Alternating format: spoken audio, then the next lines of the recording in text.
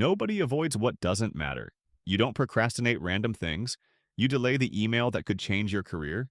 You postpone the workout that could change your confidence. You keep researching instead of starting the project that quietly terrifies you. And the uncomfortable truth is this: you are not avoiding effort. You are avoiding exposure because the moment you truly try, something inside you risks being proven wrong about who you are, what you're capable of, and whether the life you imagine is actually reachable. So the brain does something brilliant. It protects you by keeping you busy with everything except what matters most. Modern life teaches us that avoidance is laziness. Productivity culture says you lack discipline.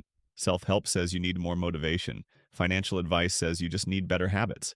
But notice something strange. Highly intelligent people procrastinate. Ambitious professionals stall for years. People who deeply want change often move the slowest toward it. This isn't irrational, it's psychological self-protection. Your brain is not designed to maximize success. It is designed to minimize emotional risk. And today, emotional risk feels everywhere. Careers tied to identity, social comparison amplified online, financial pressure quietly shaping self-worth. So when something truly matters, your nervous system treats it less like an opportunity and more like a threat. Not a threat to survival, a threat to identity. What's really happening beneath avoidance? The hidden cost of trying. Imagine someone sitting at their laptop at 9 p.m. They plan to work on a business idea. The document is open. The cursor blinks. Instead, they check messages, then news, then videos. Then suddenly 2 hours are gone. They call it distraction. But internally, something else happened. Starting would create evidence. If they try and fail, could the dream become smaller? If they try and struggle, the identity of being potentially successful disappears. Potential feels safe because it cannot be judged. Action turns imagination into reality, and reality can hurt. So avoidance preserves possibility. Your brain chooses uncertainty over disappointment. Why comfort feels urgent? The brain evolved to resolve discomfort quickly.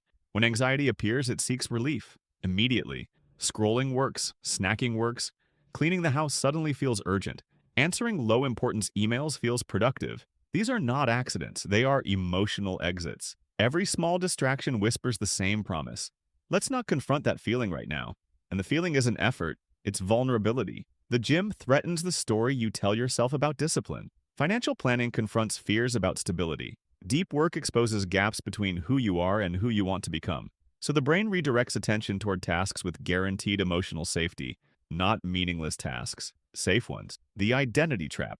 Here's where avoidance becomes powerful. Most people believe they fear failure, but psychologically, many people fear success just as much. Success changes expectations. It removes excuses. It demands consistency. A promotion means visibility. Financial growth means responsibility. Self-improvement means leaving familiar versions of yourself behind. Imagine someone who has always been the person with potential. As long as they don't fully commit, that identity survives. The moment they try seriously, the story must evolve. And identity change feels like loss, even when it's positive. So avoidance becomes a way to remain psychologically familiar. You don't stay stuck because you hate progress. You stay stuck because your current identity feels emotionally predictable. The modern amplifier. In modern high-performance societies, where comparison is constant and achievement feels public, pressure is subtle but persistent. Careers define status. Productivity defines worth. Comparison happens silently through screens. You see people launching businesses at 25, buying homes, optimizing routines, building wealth. And instead of inspiration, the nervous system interprets comparison as evaluation. Suddenly, trying feels public, even when nobody is watching. So avoidance becomes emotional self-defense against imagined judgment. You delay not because you don't care, but because you care deeply. The moment the story changes. Here is the shift most people never realize. Avoidance is not a discipline problem, it is a protection strategy. Your brain is trying to preserve psychological safety. Once you see this, something changes. You stop fighting yourself, because forcing action through shame creates more resistance. But understanding reduces threat. When you recognize avoidance as protection, you can ask a different question. What is this behavior trying to protect me from feeling? Usually the answer is simple. Embarrassment, uncertainty, inadequacy, change. And suddenly procrastination stops looking like weakness.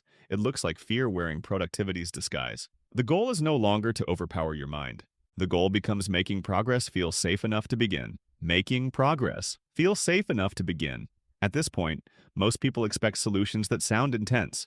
Wake up earlier, push harder, eliminate distractions, become more disciplined. But if avoidance is protection, then aggression toward yourself only strengthens resistance.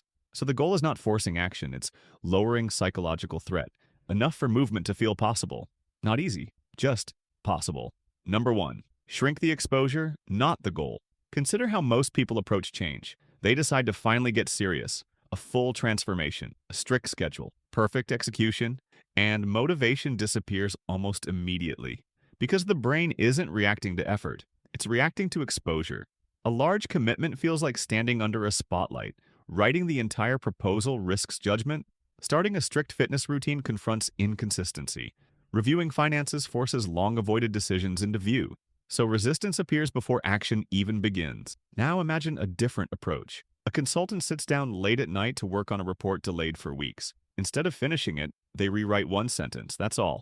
No performance expectation, no identity test. Just contact with the task, and something subtle happens. The brain realizes this is survivable. Threat decreases.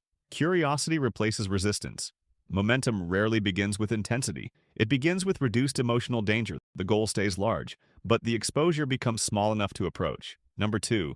Separate identity from outcome. Most avoidance exists because outcomes feel personal. A failed attempt doesn't feel like feedback. It feels like evidence. Evidence you're behind. Evidence you're not disciplined enough. Evidence others are naturally better. So the brain delays action to protect self-image.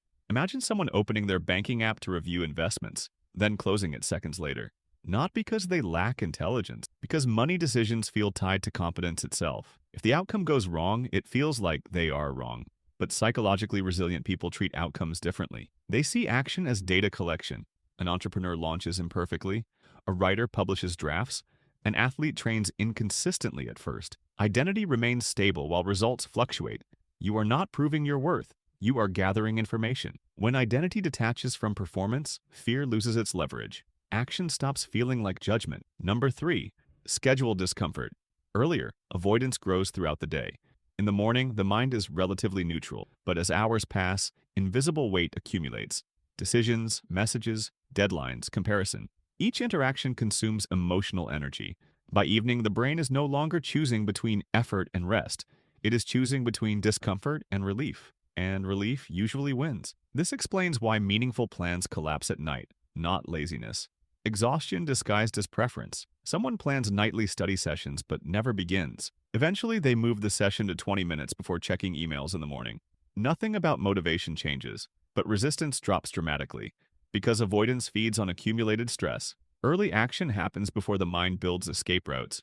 Not because mornings are magical, but because resistance hasn't fully assembled yet. Consistency becomes quieter, almost accidental. When resistance finally softens, the uncomfortable truth is not that you lack discipline. It's that you've been trying to protect yourself from emotional risk in a world that constantly evaluates performance. And that makes sense. But slowly, almost invisibly, avoidance trades short-term comfort for long-term frustration. The shift isn't becoming fearless. It's learning to move while feeling uncertain. Progress begins the moment action stops being a test of identity and becomes an experiment in growth. You don't need more motivation. You need less internal threat. And when the mind feels safe enough, movement happens naturally. Not dramatically, quietly, consistently, almost gently. If something in this felt uncomfortably accurate, don't rush to fix anything tonight. Just notice a tomorrow, the moment you feel the urge to avoid something important. Pause, not to force action, but to understand what part of you is trying to stay safe. Because awareness is where real change begins. And if you want to keep exploring the psychology behind ambition, identity, and quiet self-mastery, stay here a little longer. There's more to uncover.